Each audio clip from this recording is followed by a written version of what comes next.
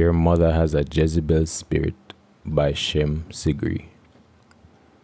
The years have gone by, and she has soothed you when you cried. She has wiped your behind when you defecated yourself.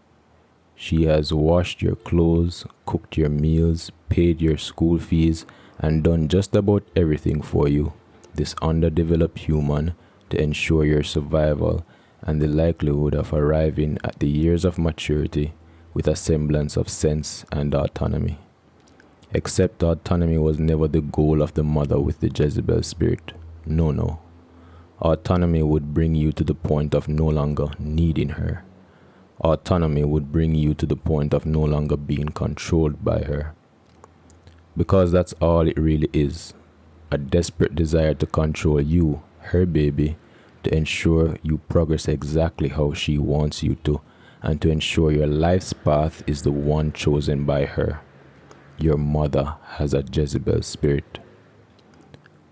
Now I say this not as an attempt to convince you to hate your mother, but rather to sound the alarm to wake you from your slumber. The truth is, all your life has been shaped by a collection of your mother's Jezebelic arsenal.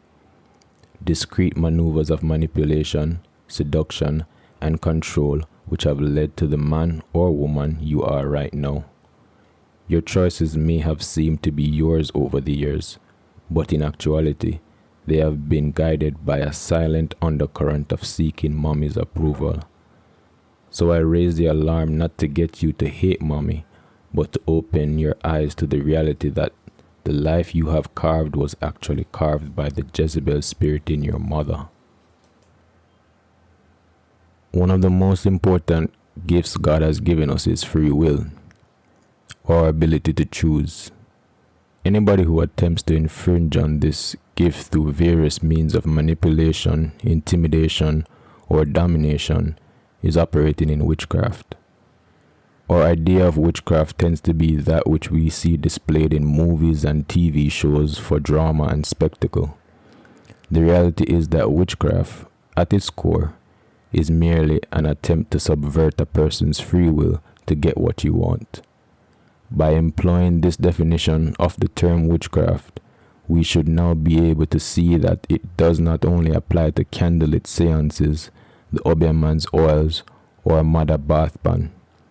It now allows us to extend our gaze where we will find your mother's withdrawal of love when you told her no, guilt-tripping reminders about what she's done for you in the past, and the silent contract that you two have which states that you have to run every idea and plan by her before you dare consider to execute. Your mother has a Jezebel spirit. Let's test it, shall we? Come up with a grand idea for your life's direction that you know would be opposed by her, share it, and see her response. Depending on the degree of subtlety of the Jezebel spirit inside your mother, you will be met with either aggressive verbalized displeasure or quiet, innocent-sounding, doubt-inducing questions of concern. The objective is control.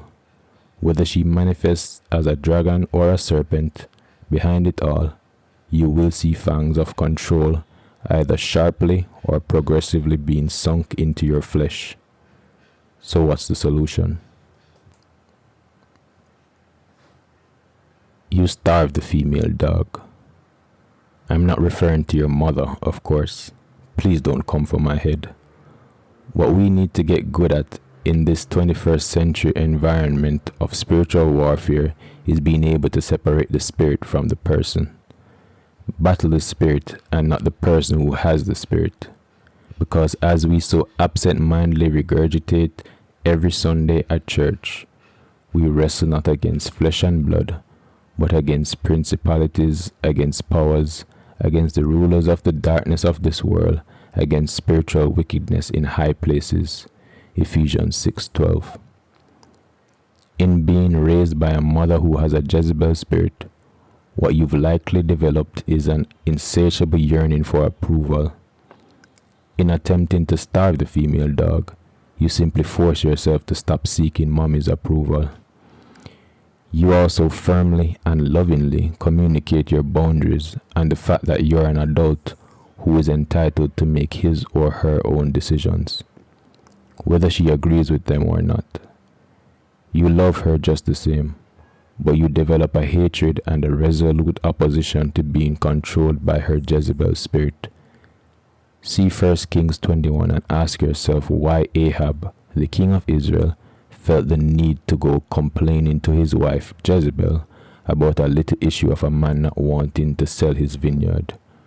Where was Ahab's autonomy? In Jezebel's back pocket, just as yours resides in your mother's. If you don't take back the reins of your life from your mother's Jezebel spirit, you will live a life of regret and resentment. Your mother has a Jezebel spirit, but that doesn't mean you have to be controlled by it.